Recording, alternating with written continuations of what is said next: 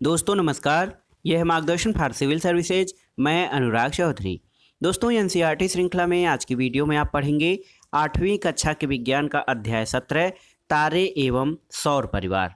इस अध्याय में आप जानेंगे खगोलीय पिंड किसे कहते हैं, चंद्रमा क्या है, इसकी विशेषताएं क्या हैं, तारामंडल किसे कहते हैं, सौर मंडल में ग्रहों की संख्या और उनकी सूर्य से दूरी क्या है, धूमकेतु तथा कृत्रिम उपग्रहों के संबंध में। साथ ही इस अध्याय का सारांश भी आप अंत में पढ़ेंगे। तो आइए शुरू करते हैं आज का वीडियो। दोस्तों गर्मियों की छुट्टियों में पहेली और बूझो अपने दादा दादी के गांव गए। रात का भोजन करने के बाद वे घर की छत पर गए। उस दिन आकाश स्वच्छ था, बादल नहीं थे। आकाश में अत्यधिक संख्या में चमकीले तारे देखकर वे आश्चर्यचकित हो उठे और अपने शहर में उन्होंने ऐसा सुंदर दृश्य कभी नहीं देखा था। देखिए यहाँ पर वो कैसे सुंदर दृश्य गांव से देख रहे हैं। दोस्तों पहेली ये जो बच्ची है वो ये जानना चाहती थी कि बड़े शहरों के आकाश से गांव का आकाश इतना अलग क्यों है। उसके दादाजी ने ये बताया कि चमकीले प्रकाश, धुएं और धूल के कारण बड़े शहरों में तो स्वच्छ आकाश बिरले ही दिखाई देते हैं और रात के आकाश का अवलोकन करना चित्ताकर्षक वहीं हो सकता है जहां से स्वच्छ वातावरण हो और चमकीला प्रकाश न हो। दोस्तों किसी स्वच्छ अंधेरी रात में आकाश की ओर दृष्टि डालिए, आपको समस्त आकाश में बिंदुओं के समान असंख्य तारे दिखाई देंगे, जिनमें से कुछ बहुत चमकीले होते हैं, कुछ अपेक्षाकृत धीमी गति से चमकते हैं। दोस्तों जब इनका सावधानीपूर्वक आप परीक्षण करेंगे तो ये टिमटिमाते हुए प्रतीत होते हैं। दोस्तों आपको तारे जैसा कोई ऐसा पिंड दिखाई देता है जो टिमटिमा न रहा हो। इनमें से जो पिंड टिमटिमाते नहीं हैं वो ग्रह हैं। जो पिंड टिमटिमाते नहीं दिखते हैं वे ग्रह हैं, जो टिमटिमाते हैं वे तारे होते हैं। दोस्तों रात के आकाश में सबसे अधिक प्रदीप्त पिंड जो होता है वो चंद्रमा होता है। रात के आकाश में सबसे अधिक प्रदीप्त या चमकीला पिंड चंद्रमा होता है। तारे, ग्रह, चंद्रमा तथा आकाश के बहुत से अन्य पिंड खगोलीय पिंड कहलाते हैं। तो सबसे पहले आइए जानते हैं खगोलीय पिंड किसे कहते हैं। दोस्तों रात के आकाश में जो है तारे, ग्रह, चंद्रमा और बहुत से पिंड खगोलीय पिंड कहलाते हैं।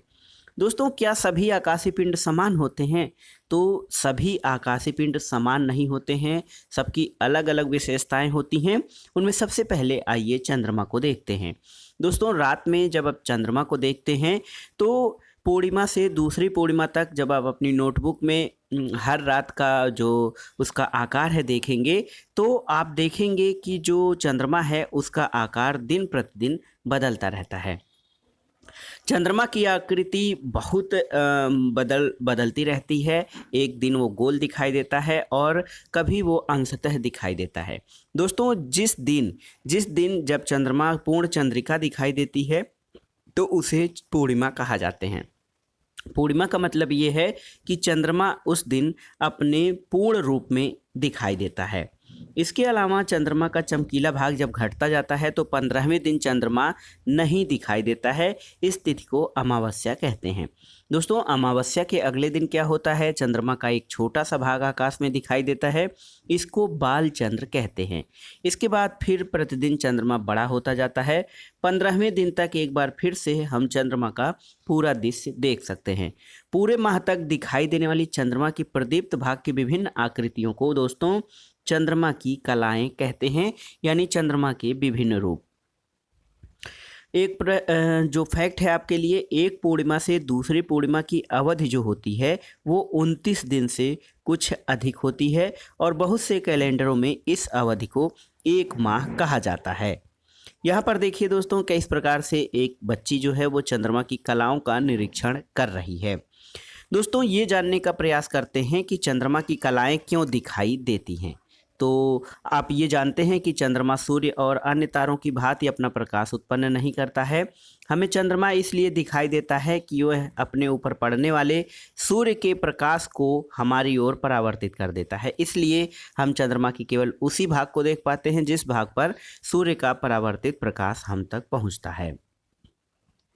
इसके लिए देखिए एक क्रियाकलाप करना है आपको और अपनी जो है क्रियाकलाप के द्वारा आप देख सकते हैं कि किस तरह से जो है धीरे धीरे जिस भाग पर प्रकाश पड़ता है वो हमें दिखाई देता है, और जो भाग प्रकाशहीन है वो नहीं दिखाई देता है।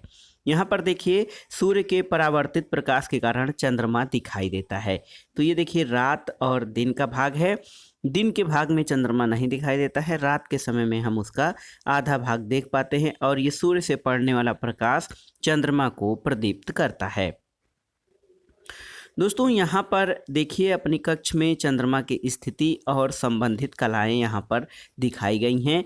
यहाँ पर जो स्थिति है ये पूर्णिमा की स्थिति है, और यहाँ पर अमावस्या की स्थिति दिखाई दे रही है, जबकि चंद्रमा एकदम ही नहीं दिखाई देता है।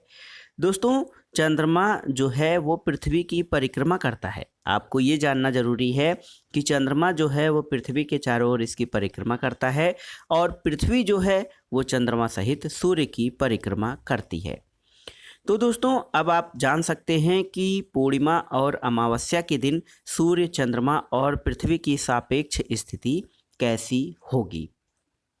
देखिए दोस्तों, पूर्ण चंद्रमा देखने के लिए आपको आकाश के किस भाग में होना पड़ेगा। तो ये देखिए किस भाग में देखेंगे, तो बाल चंद्र के बाद पृथ्वी से देखने पर प्रतिदिन चंद्रमा के प्रदीप्त भाग में वृद्धि होती जाती है, यानी उसका चमकीला भाग बढ़ता जाता है। और पूर्णिमा के बाद पृथ्वी से देखने पर चंद्रमा का सूर्य द्वारा प्रदीप्त भाग प्रतिदिन आकार में घटता जाता है। दोस्तों देखिए चंद्रमा पृथ्वी की एक परिक्रमा पूरी करने में अपने अक्ष पर एक घूर्णन पूरा करता है। चंद्रमा के पृष्ठ के बारे में जो जानकारी है हम लोगों को, कवियों और कहानीकारों के लिए चंद्रमा एक मन को मोहने वाला पिंड है, लेकिन जब अंतरिक्ष यात्रियों ने चंद्रमा पर कदम रखा तो उन्होंने चंद्रमा के पृष्ठ को धूल भरा और निर्जन पाया। उस पर विभिन्न साइज के गर्त यानी गड्ढे हैं, और इस पर बहुत से खड़ी ढाल वाले ऊंचे पर्वत भी हैं। इनमें से कुछ पर्वत ऊंचाई में पृथ्वी के सर्वाधिक ऊंचाई के पर्वतों के समान हैं। देखिए यहाँ पर चंद्रमा का पृष्ठ दिखाई दिया है। चंद्रमा पर न तो वायुमंडल है न ही जल है, और चंद्रमा पर किसी प्रकार के जीवन की संभावना क्या हो सकती है, इसके लिए विभिन्न अंतरिक्ष एजेंसियां जैसे नासा और इसरो आदि जीवन की संभावनाओं को तलाश रही हैं। दोस्तों क्या आपको पता है कि 21 जुलाई 1969 को अमेरिका के अंतरिक्ष यात्री नील आर्मस्ट्रांग ने सबसे पहले चंद्रमा पर अपने कदम रखे थे, और इसके बाद एडविन एल्ड्रिन चंद्रमा पर उतरे थे। तो यहाँ पर चंद्रमा पर अंतरिक्ष यात्री का चित्र दिखाई दे रहा है। चंद्रमा के बाद आइए तारे के बारे में जानते हैं। दोस्तों रात के आकाश में आप कौन सी वस्तुएं देखते हैं? तो आकाश में असंख्य तारे हैं। ये बड़े शहर से दूर किसी अंधियारी रात को आकाश का जब सावधानीपूर्वक परीक्षण करेंगे तो सभी तारे आपको समान रूप से चमकीले नहीं दिखाई देते हैं। तारे अपना प्रकाश उत्सर्जित करते हैं। सूर्य भी एक तारा है, और अन्य तारों की तुलना में सूर्य इतना अधिक बड़ा इसलिए दिखाई देता है क्योंकि यह पृथ्वी के निकट है। तारे सूर्य की तुलना में बहुत अधिक दूर हैं, लाखों गुना अधिक दूर हैं, इसलिए तारे हमें केवल बिंदु जैसे प्रतीत होते हैं। दोस्तों सूर्य पृथ्वी से लगभग 15 करोड़ किलोमीटर दूर है।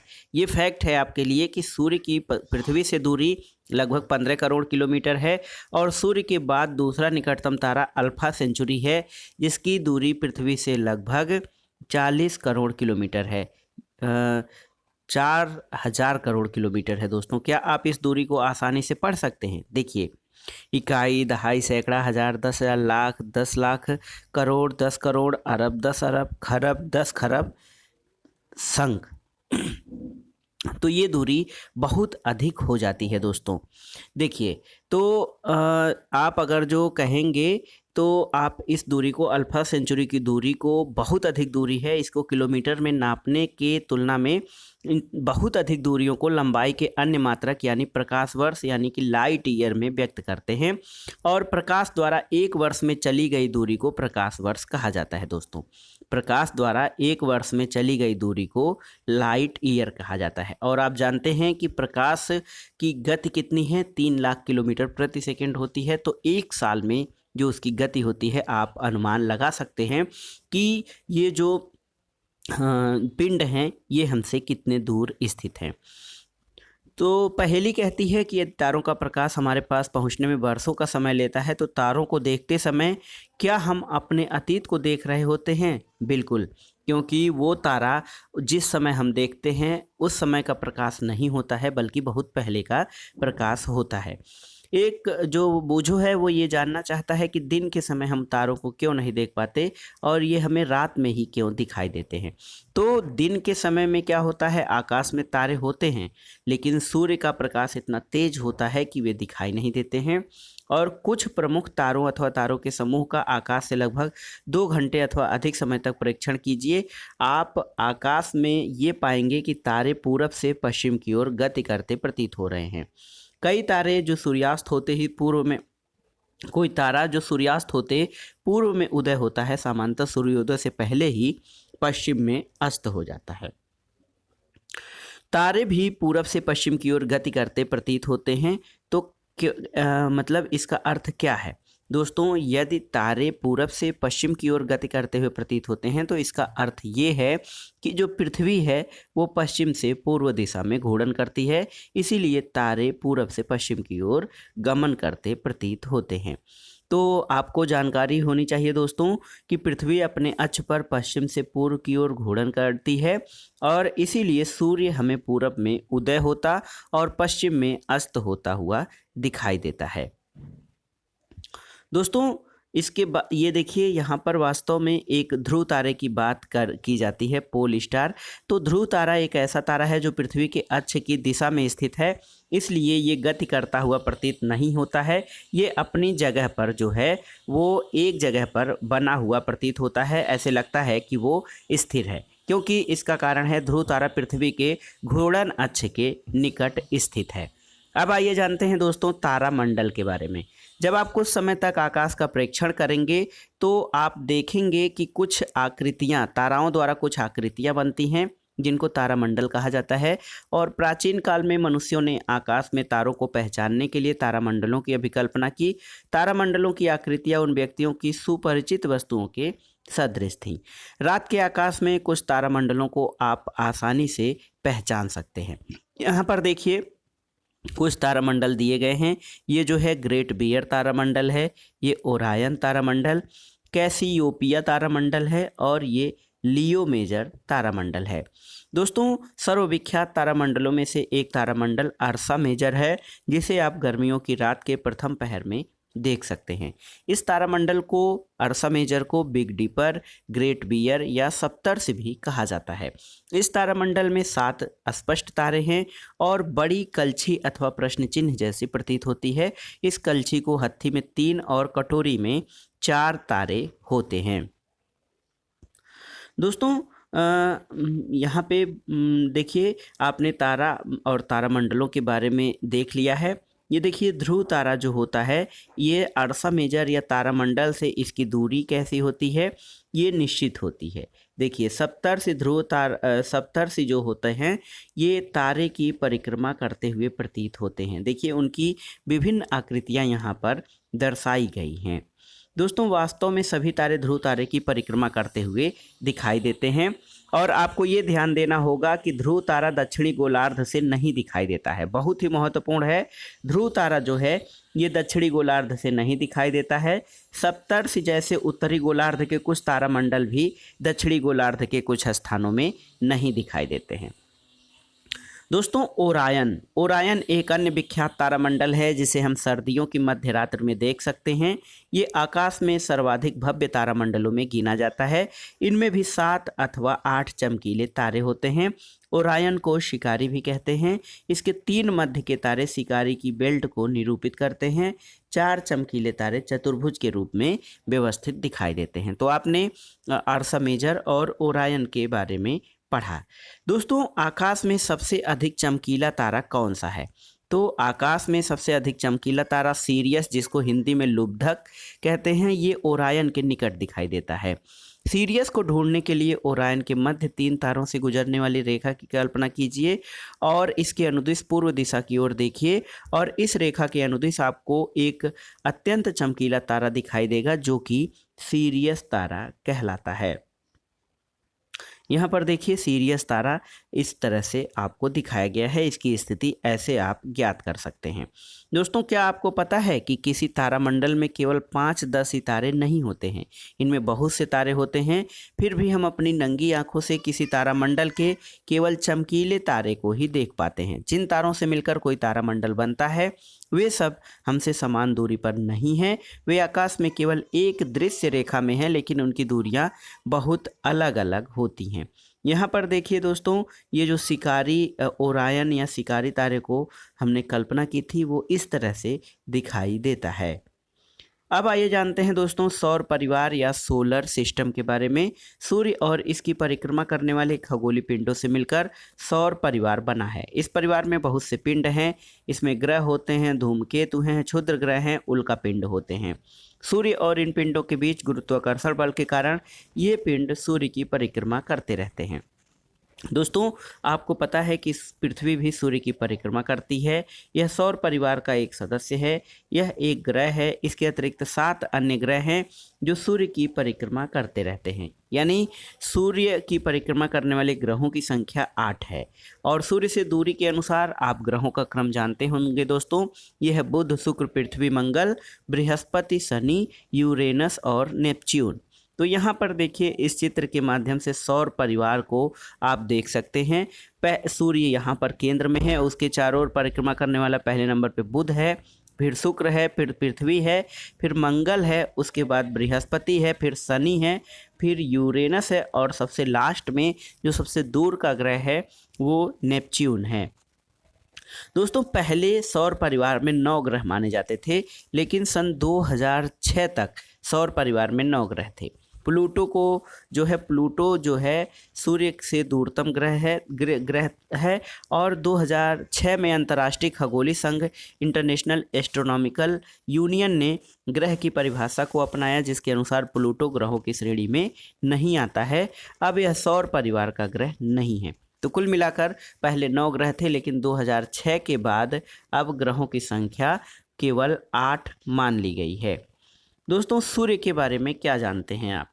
सूर्य हमसे सबसे निकट का तारा है। ये निरंतर विशाल मात्रा में ऊष्मा और प्रकाश उत्सर्जित करता है और पृथ्वी की लगभग समस्त ऊर्जा का स्रोत सूर्य है। वास्तव में सभी ग्रहों की ऊष्मा और प्रकाश की ऊर्जा का स्रोत सूर्य ही है।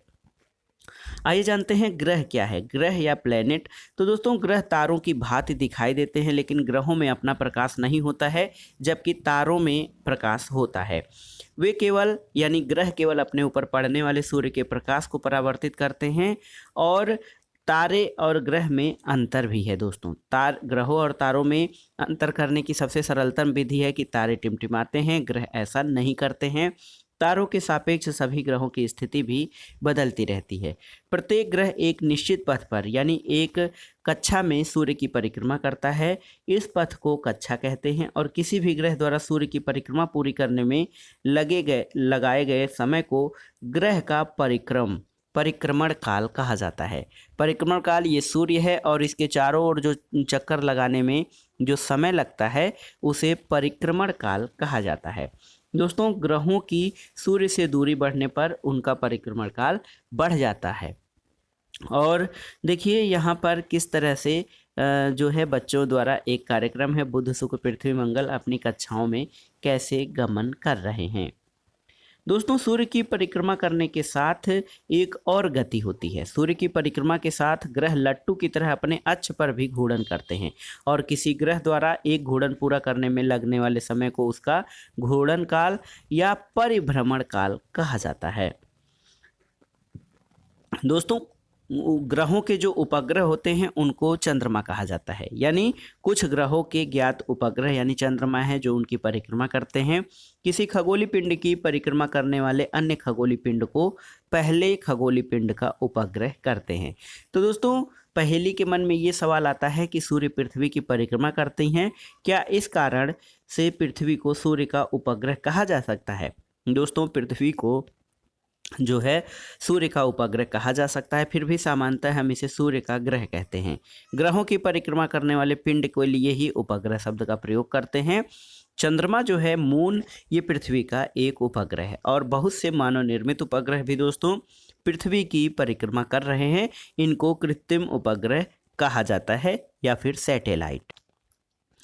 दोस्तों, बुध ग्रह के बारे में आइए जानते हैं। बुध ग्रह सूर्य से सबसे निकट का ग्रह है। ये हमारे सौर परिवार का सबसे छोटा ग्रह है। बुध सूर्य के सबसे निकट है, इसलिए अधिकांश समय तक सूर्य की चकाचौंध में छिपा रहने के कारण इसका प्रेक्षण करना बहुत कठिन है। फिर भी सूर्योदय के तुरंत पूर्व अथवा सूर्यास्त के तुरंत पश्चात इसे क्षितिज पर देखा जा सकता है। अतः यह वहीं दिखाई देता है जहां वृक्षों अथवा भवनों द्वारा क्षितिज को देखने में कोई बाधा नहीं आती है। बुध के अपने कोई उपग्रह नहीं हैं। शुक्र ग्रह के बारे में जानते हैं। वीनस ग्रहों में शुक्र पृथ्वी का निकटतम पड़ोसी है और रात के आकाश में सबसे अधिक चमकीला दिखाई देता है।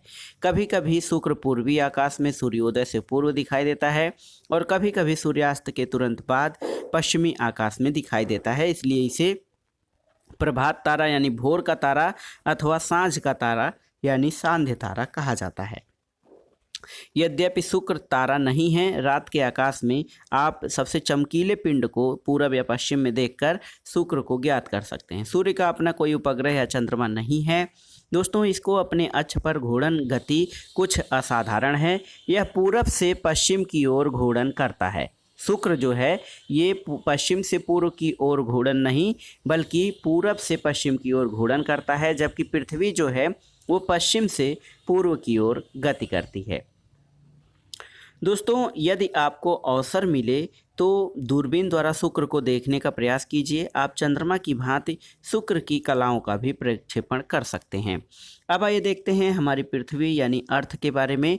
पृथ्वी सौर परिवार का एकमात्र ऐसा ग्रह है जिस पर जीवन का अस्तित्व है और पृथ्वी पर जीवन विद्यमान होने और उसकी निरंतरता बनाए रखने के लिए कुछ विशिष्ट पर्यावरणीय अवस्थाएं उत्तरदायी होती हैं। ये पर्यावरणीय अवस्थाएं क्या हैं? पृथ्वी सूर्य से एक उचित दूरी पर है।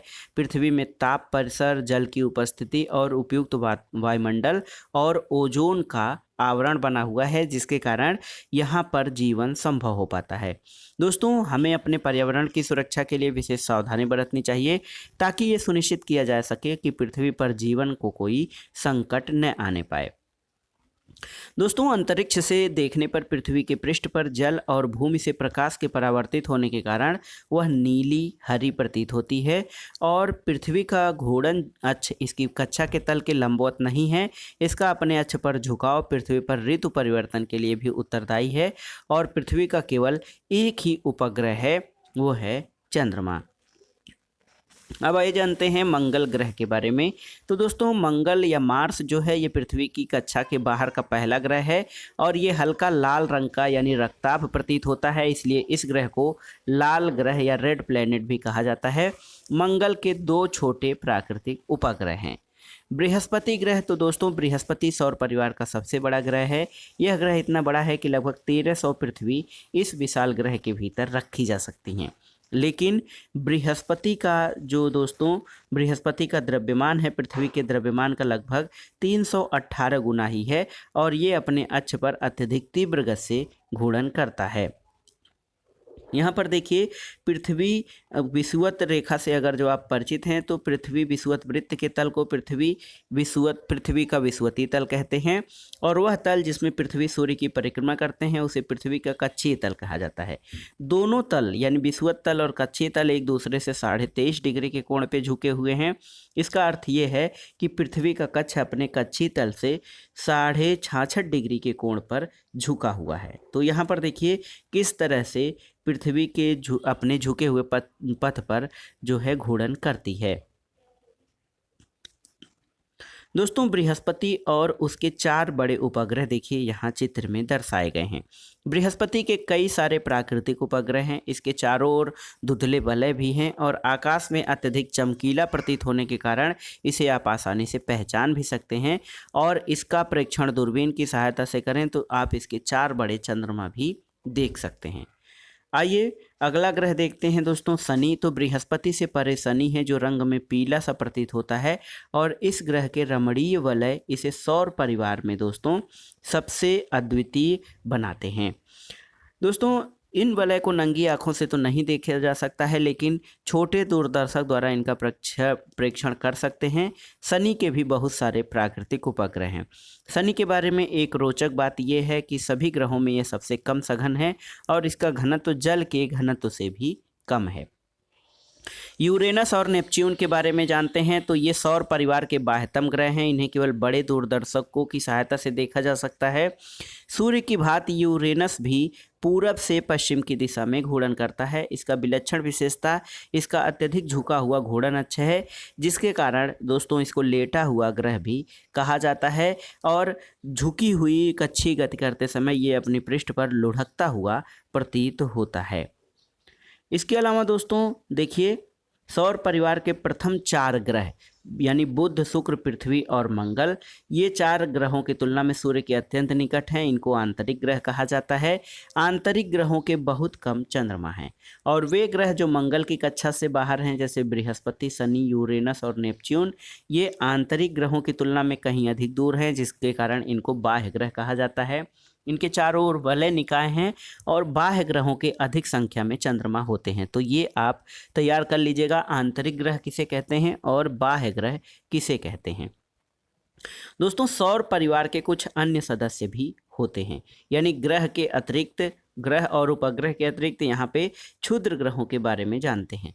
दोस्तों, मंगल और बृहस्पति की कक्षाओं के बीच में काफ़ी बड़ा अंतराल है और इस अंतराल को बहुत सारे छोटे छोटे पिंडों ने घेर रखा है जो सूर्य की परिक्रमा करते हैं और इन पिंडों को क्षुद्र ग्रह कहा जाता है। क्षुद्र ग्रहों को केवल बड़े दूरदर्शी की सहायता से ही देखा जा सकता है।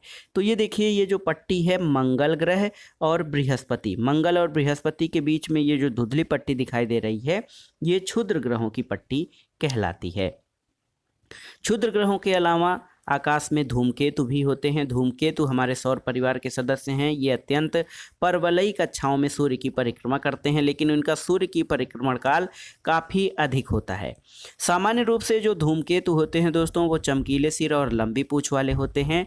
जैसे जैसे कोई धूमकेतु सूर्य के समीप आता जाता है, इसके पूंछ के आकार में बढ़ोतरी होती जाती है, लेकिन किसी धूमकेतु की पूंछ जो होती है ये हमेशा सूर्य से दूरी की ओर ही होती है। दोस्तों, ऐसे बहुत से धूमकेतु ज्ञात हैं जो समय समय पर एक निश्चित समय अंतराल में दृष्टिगोचर होते हैं। हेलेना या हेलेका धूमकेतु एक ऐसा ही धूमकेतु है जो हर 76 वर्ष बाद दिखाई देता है। इसे 1986 में पिछली बार देखा गया था और इसके 76 वर्ष बाद ये पुनः दिखाई देगा।